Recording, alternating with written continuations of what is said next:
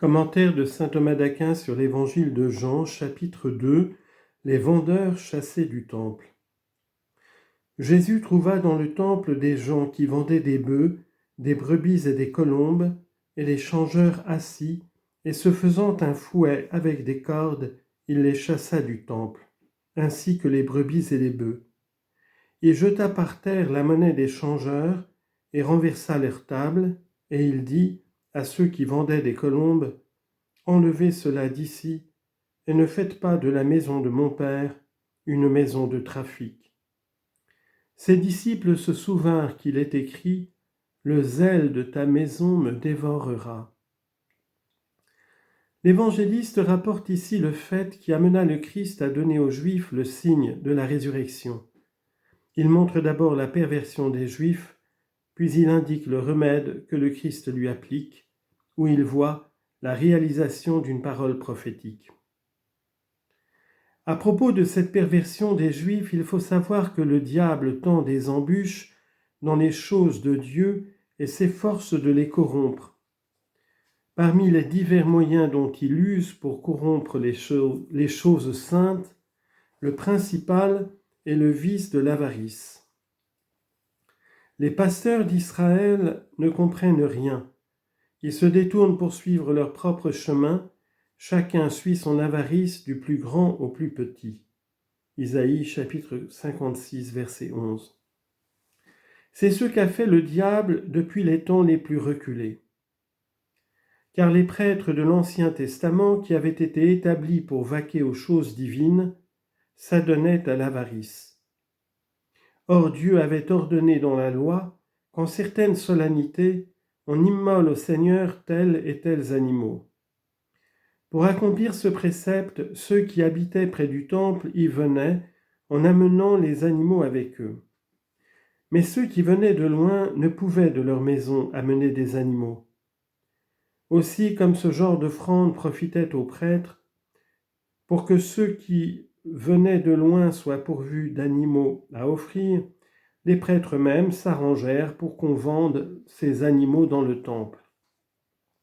À cet effet, il les faisait exposer dans le temple, c'est-à-dire sur les parvis du temple. C'est ce que dit Jean: le Seigneur trouva dans le temple des gens qui vendaient des bœufs, des brebis et des colombes. Il mentionne ici deux espèces d'animaux vivant sur terre qui, selon la loi, pouvaient être offerts au Seigneur en sacrifice, le bœuf et la brebis. Une troisième espèce qu'on offrait aussi et qui vit sur la terre, la chèvre, est comprise avec la brebis. De la même façon, la tourterelle est comprise avec la colombe. En effet, parmi les oiseaux, on en offrait deux au Seigneur, la colombe et la tourterelle. Comme il arrivait parfois que certains se rendent au temple sans animaux ni argent, de sorte qu'ils ne pouvaient rien acheter, les prêtres trouvèrent une astuce d'avares. Ils installèrent des changeurs et des banquiers qui prêtaient de l'argent à ceux qui n'en avaient pas. Ceux-ci ne pratiquaient pas l'usure, parce que cela était interdit par la loi, mais ils recevaient à la place des petits cadeaux et des objets sans valeur qui eux aussi passaient au profit des prêtres. C'est à cela que Jean fait allusion en disant que le Seigneur trouva des changeurs assis dans le temple, disposés à prêter de l'argent. Au sens mystique, les paroles de l'évangéliste peuvent s'entendre de trois manières. D'abord, vendeurs et acheteurs signifient ceux qui vendent ou achètent les biens ecclésiastiques. Les brebis, les bœufs et les colombes symbolisent les biens ecclésiastiques spirituels et ce qui leur est lié.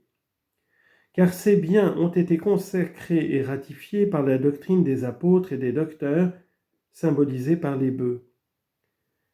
Citation: où les récoltes sont abondantes, la force du bœuf paraît clairement. Proverbes chapitre 4, verset 4.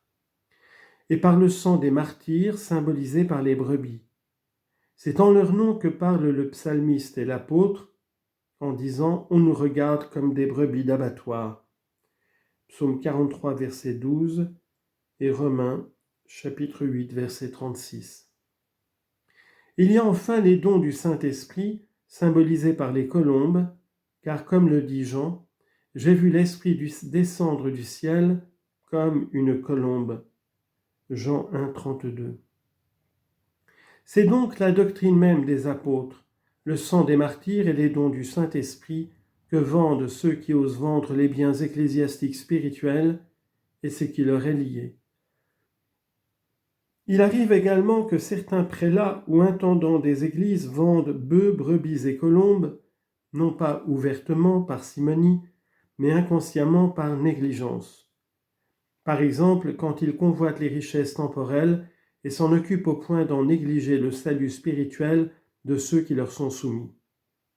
Car ce faisant, ils vendent brebis, bœufs et colombes, c'est-à-dire les trois sortes d'hommes qui leur sont soumis. D'abord les prédicateurs et les responsables d'œuvre, symbolisés par les bœufs.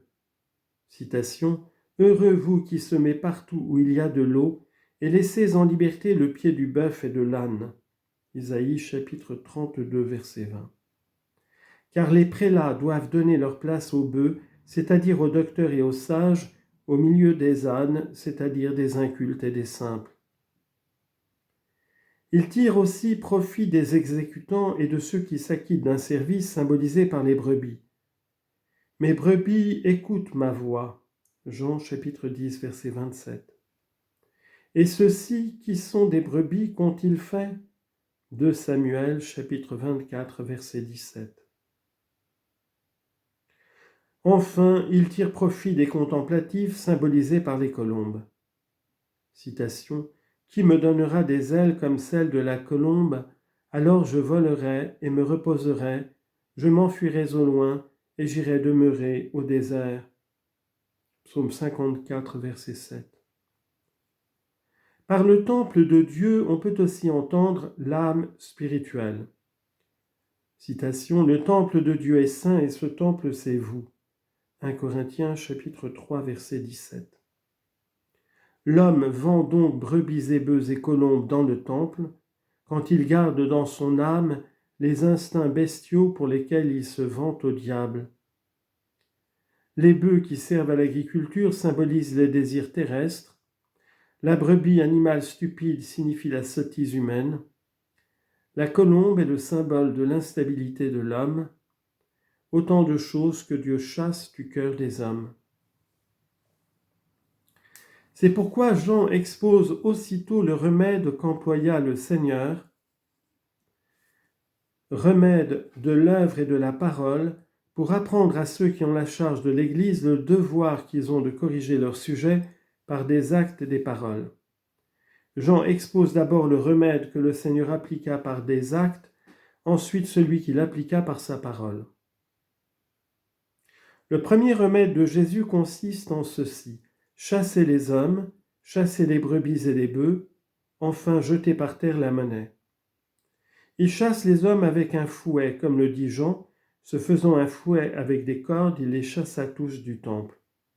Ce qu'il ne put faire qu'en usant de sa puissance divine. Car ainsi que le rapporte Origène, la puissance divine de Jésus pouvait, quand il le voulait, étouffer la colère enflammée chez les hommes, comme aussi calmer l'agitation des esprits. Le Seigneur, en effet, réduit à néant les pensées des hommes. Psaume 32, verset 10. Le Christ fait un fouet avec des cordes parce que, selon saint Augustin, il tire de nos fautes la matière qui lui servira à nous punir. On appelle en effet corde l'enchaînement ininterrompu de péchés s'ajoutant les uns aux autres. Citation, « Le méchant est lié par les cordes du péché. » Proverbe chapitre 5, verset 22. Malheur à vous, vous qui vous servez des mensonges comme de cordes pour traîner une longue suite d'iniquités. Isaïe chapitre 5, verset 18. Et de même qu'il chassa les marchands du temple, de même le Seigneur jeta à terre la monnaie des changeurs et renversa leur table. Remarquons-le, si le Christ chassa du temple ce qui paraissait d'une certaine manière licite, parce que cela était ordonné au culte de Dieu, à combien plus forte raison n'aurait-il pas agi ainsi s'il y avait trouvé des choses illicites ? Il les chassa donc parce que les prêtres ne cherchaient pas en cela l'honneur de Dieu, mais leurs intérêts propres. Citation, C'est pourquoi il est dit, vous avez mis des incirconcis de cœur et de chair pour garder mes observances dans mon sanctuaire. Ézéchiel chapitre 44, verset 7. Et le Seigneur montre du zèle pour l'observance de la loi, afin de confondre par là même les pontifes et les prêtres qui allaient le calomnier à propos de cette loi. En chassant tout cela du temple, Jésus donna aussi à entendre que les temps étaient proches où les victimes de la loi devraient cesser, et où les sacrifices de la loi devraient cesser, et où le vrai culte de Dieu passerait aux gentils. Citation. Le royaume de Dieu vous sera enlevé, et il sera donné à une nation qui en produira les fruits. Matthieu chapitre 21, verset 43. Et de même, il montrait que se damnent ceux qui vendent des choses spirituelles. Citation, périsse ton argent avec toi, puisque tu as pensé acquérir le don de Dieu à prix d'argent. Actes chapitre 8, verset 20.